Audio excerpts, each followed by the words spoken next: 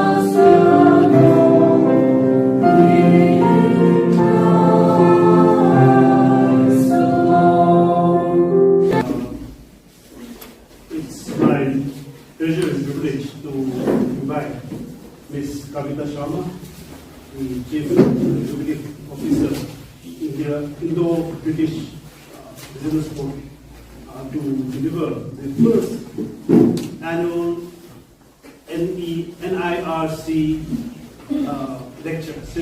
lecture series this evening.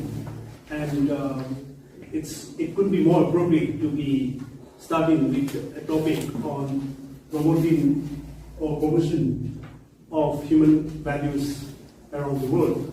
And may I now give the floor to Madam. Thank you. Chairman, members of Nagaland International Research Center, dignitaries, ladies and gentlemen. It's a matter of great joy to deliver the first annual NIRC lecture series 2022 on a very interesting theme on promotion of human values around the world. I represent Indo-British Business Forum, and our job is not only doing business but also to promote goodwill and human values. Today, there are many international and international scandals, loss of interpersonal trust, valueless lifestyle, unethical behaviors, conflict of interest, and insider dealings, nepotism, and sometimes it led to the conclusions that things are not going the right way around the world, where it is dire need to re-emphasize ethical ways to conduct the affairs by all members of the society. The 20th century had seen very remarkable developments, and yet it was also an era of unprecedented violence. Several millions of people died in the violence, and billions of dollars were spent on the development of powerful weapons, but it didn't result in positive change. Even now, some of us are in very pleasant and peaceful environment. Elsewhere in the world, many human beings like us are being killed and injured. We cannot create a more peaceful world through the use of force. We have instead to cultivate inner peace. While nothing can be done to change the past, if this generation tries very hard, it can change the future. It is time to be concerned not only about our country, and now is the time to be concerned about all humanity, as our future is interconnected in some way or the other. Modern society has been undergoing significant crisis for the last few decades, and indeed human values are now weathering very fast, for which we humans alone are responsible. The age-old simplicity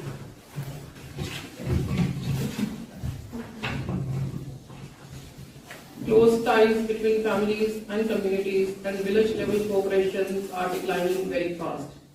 It appears that the growth of different modern political parties among the people and the total involvement of the masses in the political parties is one of the contributory factors to such developments. Looking at today's human society, one can see that it is deeply engrossed in materialism, and human values are beginning to lose their importance. The craze of materialism has been quite detrimental to the traditional social and moral system, and the spirit of personal freedom has brought about the degradation in the moral life of human community. Loss of moral integrity has always been responsible to the destruction of civilization in the past, and the general awareness should be created by socio-cultural groups concerning the value of traditional customs and heritage. Today, many researches and publications need to be done on several aspects of the society, which can go a long way to perpetuate the human values of human community in the present era. It is felt that respecting human values may be treated as keys to the solutions of the numerous global problems. Today, groupism, materialism, and self-centered attitudes are increasing in various parts of the world, and this should be corrected so that it doesn't lead to the degradation of value system. There are serious issues of value system in any given society when a collective wisdom is to prevent promotion of women welfare in the society. When people are condemned by the way of social identity and the youth are discouraged to express their minds, then such society will not progress. Maybe in some ways, like other part of the world, the ethics and morals in the state of Nagaland may be failing in practices. Maybe some leaders are not competent and may not be paying enough attention to the individual needs, or the individuals themselves are not willing to seek meaningful life and simultaneously carry their crosses without realizing the fact that life is never easy in any generation. Maybe, like other parts of the world, the Naga culture may also be under threat because of the influence of other cultures. In the name of modernization, the people of Nagaland may also be losing the indigenous culture, heritage, arts, craft, customs, way of life, attires, family structures, and so on. Maybe many people of Nagaland are also now not aware that yesterday is not today, and they want to continue with the only traditional knowledge and practice without any modification or attitude for change in their way to be many group of people opposing any changes to take place. In order to make yesterday's knowledge system relevant and meaningful, we need to interpret and reinterpret in the light of today's context. Like other parts of the world, maybe some people in Nagaland are blinded by materialism, and they may be worshipping wealth as their god, and they may be believing that economic development is the only solution to all their problems. But that is not the way to build a human value system. Human values are values that human beings cherish and hold in common in most of the places and time and practice consciously. Human values are the yield of the field called human nature, and values are things that have a worth in usefulness of importance to the possessor, or principles, standards, or qualities considered worthwhile or desirable. Values also constitute an important aspect of self-concept and serve as guiding principles for an individual. Human values are the virtue that guide us to take into account the human element when one interacts with other human beings, and they are the many positive dispositions that create bonds of humanity between people and thus have value for all of us as human beings. Human values have a strong positive feeling for the human essence. It is the foundation for all viable life within the society. They build space for a drive, a movement towards one another, which leads to peace and human values, which are defined as universal. Human values are shared by all human beings, whatever their religion, their nationality, their culture, their personal history, and by nature they induce consideration for others.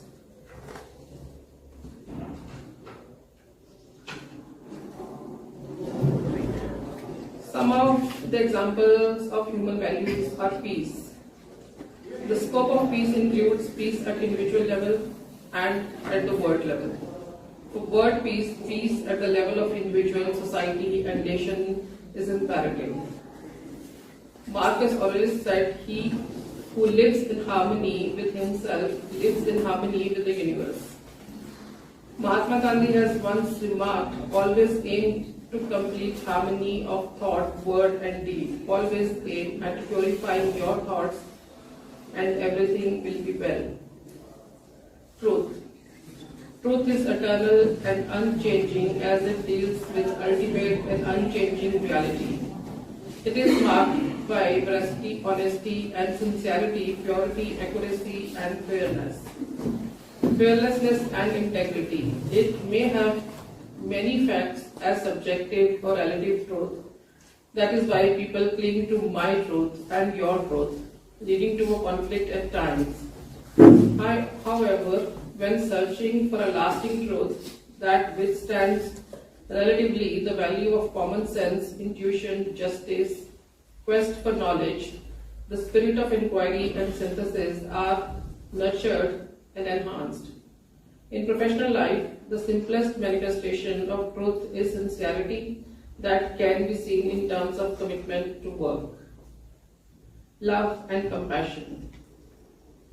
Love is all the pervading life energy, and it finds its manifestation in sincere care for others, kindness, empathy, and compassion, and is unconditional. True love leads to compassion, and it may be seen in operation in human acts of generosity, mercy, and charity. The concept of love for all leads to consideration of the whole world as a family. Non-violence. Non-violence means non-killing, and non-violence is a result of restraint from consciously doing any harm through one's thought, speech, or action to any entity, living or non-living. It requires being sensitive to the fact that there is a life in all forms of existence and they are interconnected. Non-violence demands abstinence from hatred and nourishing love and compassion for all beings. Rightness. Rightness is the backbone of core human values and also of human existence, and it It involves conduct of life and action by practicing propriety and decorum at every stage. In simple language, it is marked by right conduct. It covers ethical guidelines, ethical behavior, and moral rightness, and its essence is covered in saying, do good, see good, and be good.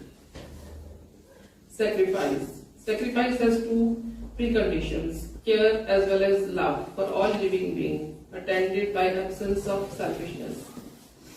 Selfishness begins with selfishness ends, and renunciation is not an escape from the problems of life. Moreover, without action, means of practiced life and also service is born. With action begins. In its simplest form, it is seen sense of control and selflessness. Service. When love and compassion for others and willingness to sacrifice for others out of love take the form of action, it becomes service.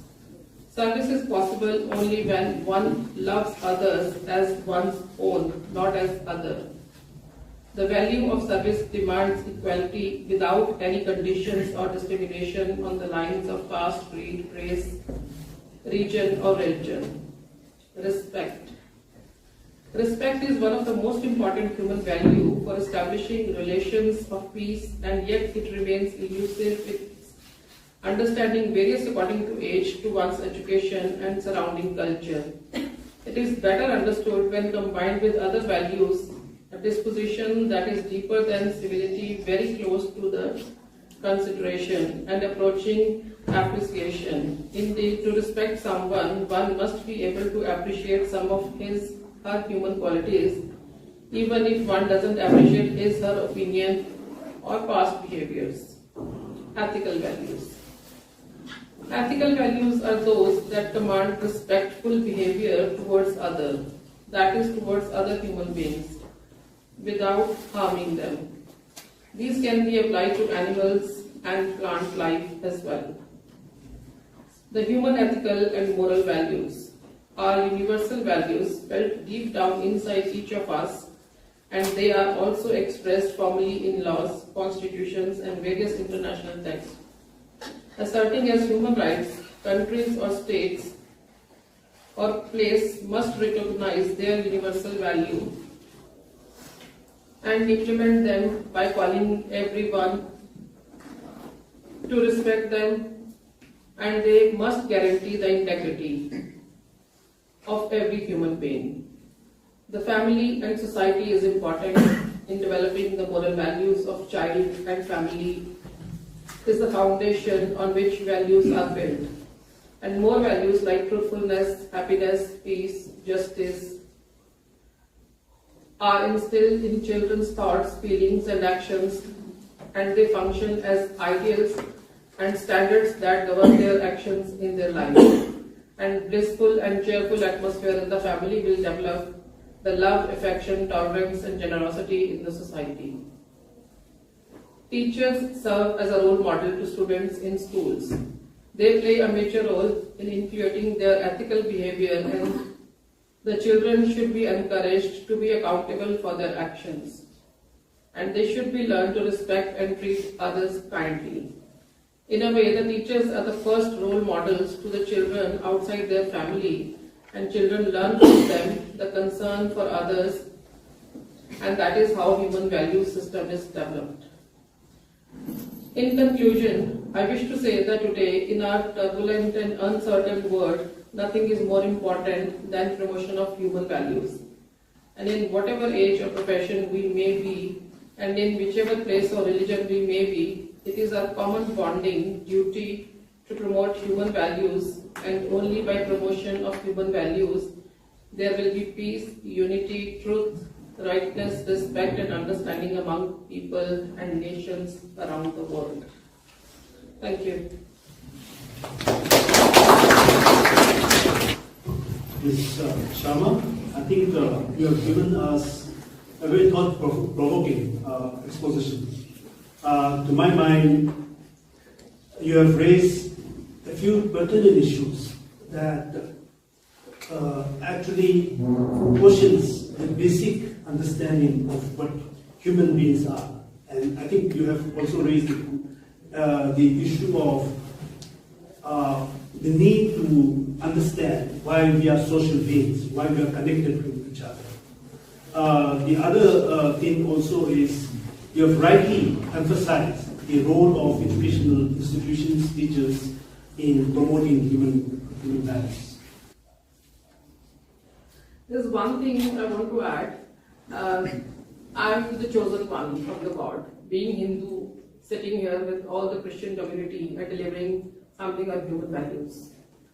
So this is a message from the Almighty that we all should work together for human values. Thank you.